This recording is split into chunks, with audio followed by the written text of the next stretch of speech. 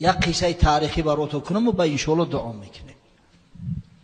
واقعا سالهای پنجاهمی عصر 20 در فرانسه به وقوع پیوسته است. فرانسه شنمی فرانسیای امروزه. یک مرد مسلمان، یک حاجی با نام حاجی ابراهیم در شهر پاریس یک دکان بقالی داشته است. همون مردم همون محله از همونجا خرید میکردیم شیر، روغن، شکر، آرد، مقصد اشیای زندگیشونه. در همون محله یک عائله یهودی زندگی میکرده است. یک پسر داشتیم با نام جادش اگر با زبان خودمان با زبان عربی و زبان اسلامی بگیریم یهود میشود. اکو مردم اروپا جاد میگن میره. ای اودا میگن که رسا این نام است، اسمی خاصه. بچه که 7 ساله هر صبح می اومده است از دکان حاجی اسماعیل شیر می خریده برای خانه شونه و همه هر سحر می اومده است مورد خوب یافته یا شکلات می گرفته در کیسهش می زده است می رفته. عادتش همی بجای می دزدیده است یا شکلات همی کودک مردم قند دوست می دوره شکلات. یه روز سراسیمتر می آید ای خواب خیزوندیانش چشماشو شکیده دیگه نمیتونه شکلات دزدیده. در همون دهنی در شیرش حاجی ابراهیم مونده به دست میگیره و خفا میگرده که حاجی صداش میکنه جاد میگه او شکلات نگرفتی این روز کو؟ میگه شما میدونه من شکلات میگیرم؟ من میگه 6-7 ماشین میدونم. میگرفته است میدیده است حاجی بود تاکیدش نمیکرده است. بگو چرا مرا من نکرده؟ گو از من کردن تو چی فایده؟ اگر خداوند که تو را هدایت نکنه و این کاری بده بس نکنی آخه اینجا معنت میکنه میره ایت دکان دیگر دزدی میکنی. گفت حاجی گفت من به شما وعده میتونم که دیگر دزدی نمیکنم ای دکان شما. گفت تو به من نه به خدا وعدته که اصلا دزدی نمیکنی. دزدی جنایت ای. نصیحت ببینی فرزند خدا را نصیحت نمیکنیم.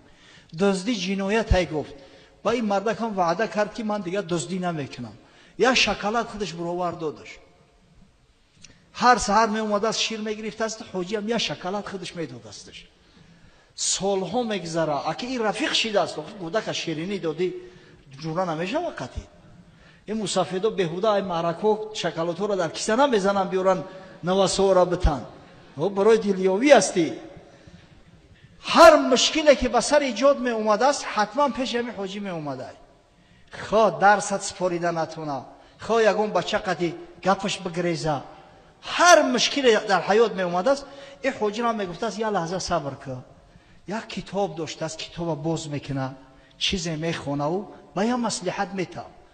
قدرت خداوند همون مصلحت همین خیلی با موردی خشروی میگه که مشکلش حل میشود.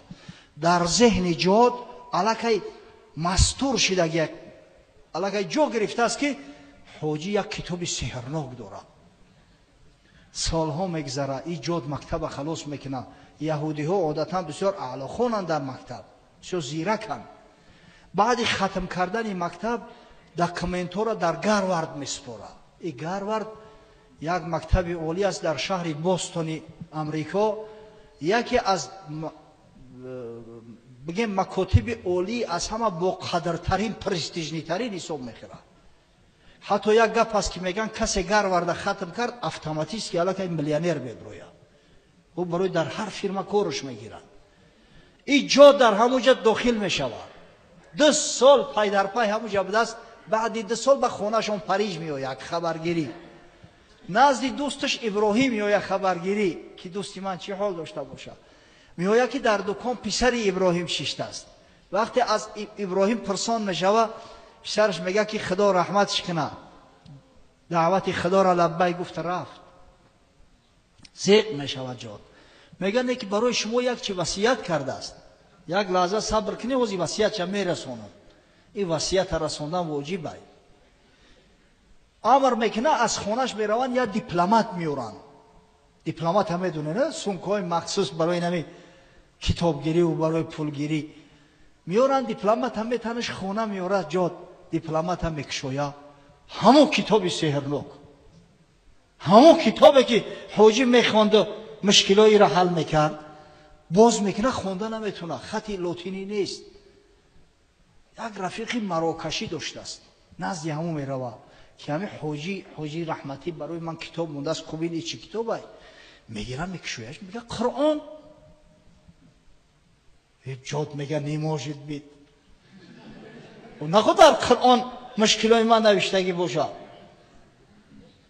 ساده میگه در قرآن مشکلای تمام زندگی و حیات و ممات نوشتگی های، مشکلات کائنات همش در قرآن است. جمیع العلم فی القرآن لکن تقاصر عنه افهام الرجال. تمام علوم در قرآن هست، عقل انسانان نمیگیره. یک چیزی را کفش کردن اگر کشف شد، بعد دیگه میگن سبحان الله اوی در قرآن به دست کو. انسان خاصیتش همین است. جاد هوسمند میشود، قرآن میخونه، اول به زبان فرانسوی، بعدا آیسته آیسته میآموزه به عربی یادش میگیره. در مدت 3 سال به هدایت خداوندی همین جاد قرآن حفظ میکنه، مسلمان میشود. این جای افسانه‌گویی نیست، اصلا مسجد جای افسانه نیست. این آدم دکتر جادالله قرآنی نام داره. سال 2000 جایزه شاه فیصل در همین دکتر جادالله قرآنی دادگیان. با از همه خدمت کرده ترین در اسلام همین جایزه سپاریده میشود. این مثل جایزه اسکارای. آن همین دکتر سال 2000 سزاوار همین جایزه شده است برادران. وقتی مسلمان شد همین یهودی بچه نامش جادالله ماندن و از بس که قرآن در 3 سال حفظ کرد جادالله قرآنیش میگن. با شرافت دعوت دکتر جادالله قرآنی 6000 نفر در فرانسه دین اسلام قبول کردند. نصرانی ها برادرای عزیز با این اکتفا نمیکنه. رسپوبلیکای افریقای جنوبی میکوچه میآید. یوار در مدت 3 سال در یوار، همون سال 2000 یوار اومده است، در مدت 3 سال به شرافت دعوت دکتر جادالله 1 میلیون زنگی از قبیله زلوس دین اسلام قبول میکنند. الله اکبر. در سن 53 سالگی خدا رحمت مغفرتش کنه ایمای جوانتر بوده است. دکتر جادالله قرآنی در شهر پریتوریا از دنیا میگذره. حالی در همین رسپوبلیکای افریقای جنوبی در شهر پریتوریا قبرش است. مسلمانایی که با خبر و آگاه هستن وقتی که رفتن زیارت میکنن قبرش. به قدر این حیات رسیدن در کار، به قدر علم رسیدن در کار، به قدر دین رسیدن در کار، به قدر آزادی رسیدن در کار، به قدر آبادی رسیدن در کار. قدر شناسیش چی است؟ عبادت خدا، اصلاح خاندان، اصلاح جامعه.